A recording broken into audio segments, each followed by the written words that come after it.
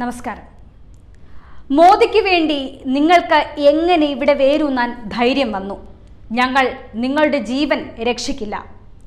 കഴിഞ്ഞ ദിവസം കർണാടകയിൽ ഒരു കൂട്ടം അജ്ഞാത മുസ്ലിങ്ങൾ BJP പ്രവർത്തകർക്ക് നേരെ മുഴക്കിയ കൊലവിളിയാണിത്. പ്രധാനമന്ത്രി നരേന്ദ്രമോദി മൂന്നാം തവണയും അധികാരത്തിലേറിയതാണ് ഇവരെ പ്രകോപിപ്പിച്ചിരിക്കുന്നത്. കർണാടകയിലെ ഗ്രാമങ്ങളിൽ വലിയ രീതിയിലുള്ള അക്രമം അവർ അഴിച്ചുവിട്ടു. സിദ്ധരാമയ്യ സർക്കാരിനെതിരെ രൂക്ഷമായ വിമർശനം ഉണ്ടാവുകയാണ് BJPയിൽ നിന്നും. മോദിക്കെതിരെ എപ്പോഴും പ്രതികരിക്കുന്ന മന്ത്രിയാണ് സിദ്ധരാമയ്യ. ഇപ്പോൾ BJPക്കെതിരെ നടക്കുന്ന ഈ അക്രമത്തിന് പിന്നിലും കർണാടക മുഖ്യമന്ത്രിയുടെ കൈ ഉണ്ടെന്നാണ് ഇതിൽ നിന്നും മനസ്സിലാകുന്നത്. ഭരണത്തിലുള്ളവർ ജനങ്ങളെ ആക്രമിക്കുന്നതിനെതിരെ ചെറുവിരൽ അനക്കാൻ കർണാടക മുഖ്യമന്ത്രിയോ അധികാരികളോ ശ്രമിച്ചിരുന്നില്ല. ഇതിപ്പോൾ തിരിച്ചായിരുന്നുവെങ്കിൽ ന്യൂനപക്ഷങ്ങളെ മർദ്ദിച്ചു എന്ന് പറഞ്ഞ് കലാപമുണ്ടാക്കിയേനെ.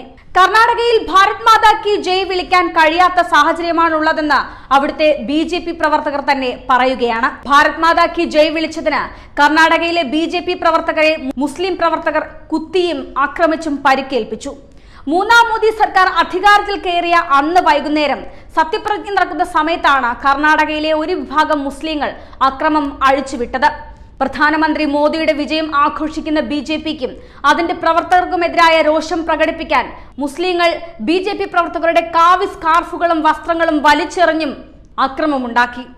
മംഗളൂരുവിലെ മുടിപ്പു ഗ്രാമത്തിലെയും സമീപത്തെ ബോളിയരു ഗ്രാമത്തിലെയും BJP പ്രവർത്തകർ BJP നേതൃത്വത്തിലുള്ള NDA കേന്ദ്രത്തിൽ സർക്കാർ രൂപീകരിക്കുന്നതിന്റെ വിജയം ആഘോഷിക്കുകയായിരുന്നു.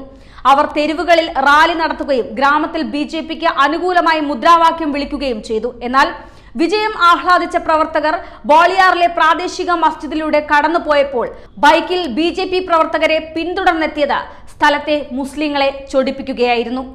ബോളിയാർ ഗ്രാമത്തിൽ നിന്നുള്ള 20 മുതൽ 30 വരെ മുസ്ലിം പ്രവർത്തകർ ബൈക്കിൽ BJP പ്രവർത്തകരെ പിന്തുടരുകയും സമാധാന റെസ്റ്റോർ ബാറിന് സമീപം അവരുടെ പാത തടയുകയും ചെയ്തതായി പ്രാദേശിക റിപ്പോർട്ടുകൾ സൂചിപ്പിക്കുന്നു. പ്രധാനമന്ത്രി മോദിയുടെ വിജയവും ലോക്സഭാ തെരഞ്ഞെടുപ്പിലെ ക്യാപ്റ്റൻ ബ്രജേഷ് ചൌട്ടയുടെ സമീപകാല തെരഞ്ഞെടുപ്പ് വിജയവും ആഘോഷിക്കുന്നതിനും BJPക്ക് അനുകൂലമായി മുദ്രാവാക്യം വിളിച്ചതിനും മുസ്ലിം സമുദായത്തിൽ നിന്നുള്ള ആളുകൾ BJP പ്രവർത്തകരുമായി തർക്കിക്കാൻ തുടങ്ങി.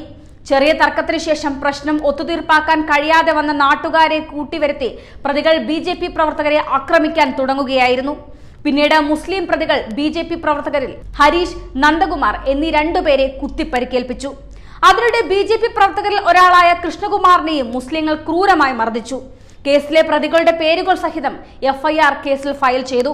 ബഷീർ, സിദ്ദിഖ്, മോനു, അബൂബക്കർ തുടങ്ങിയ അജ്ഞാതരായ 20ഓളം പേർക്കെതിരെ FIR രജിസ്റ്റർ ചെയ്തു. മുസ്ലിം ആൾക്കൂട്ടം ആക്രമിക്കുന്നതിന് മുൻപ് തൊഴിലാളികളെ അധിക്ഷേപിക്കുകയും ഭീഷണിപ്പെടുത്തുകയും ചെയ്തു. മോദിക്ക് വേണ്ടി നിങ്ങൾക്ക് എങ്ങനെ വേരൂന്നാൻ ധൈര്യമുണ്ടെന്നും ഞങ്ങൾ നിങ്ങളുടെ ജീവൻ രക്ഷിക്കില്ല എന്ന് പറഞ്ഞ് അവർ BJP പ്രവർത്തകരെ ഭീഷണിപ്പെടുത്തിയതായും റിപ്പോർട്ടുണ്ട്. സ്കൂട്ടറിൽ പോയവരെ ഒരു കൂട്ടം ആളുകൾ പിന്തുടർന്ന് ആക്രമിക്കുകയായിരുന്നു. സംഭവത്തിന്റെ വീഡിയോ BJP കർണാടക ഔദ്യോഗിക പേജിൽ പങ്കുവച്ചു.